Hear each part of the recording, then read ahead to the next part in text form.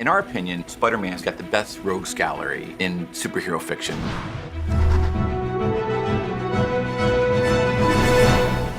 When we look at reimagining a Spider-Man villain, we look again what's classic about the original design, and also how do we tie it into our narrative.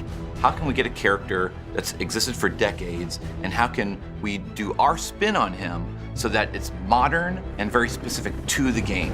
Look out!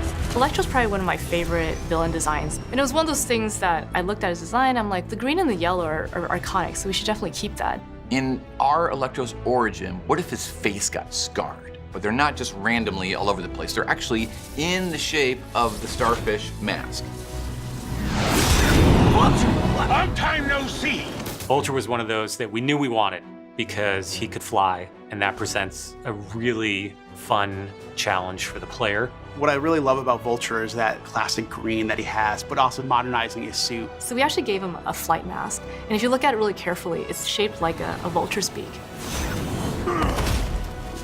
Rhyno is the one-man wrecking machine. Pure strength, pure anger, just wants to get out of that suit by any means necessary. Within the Sinister Six, he is the strongest, the biggest, and not the smartest. What Scorpion does for Spider-Man is he challenges him not only in his speed, but also his traversal. But what makes him most interesting is that big, huge, long tail.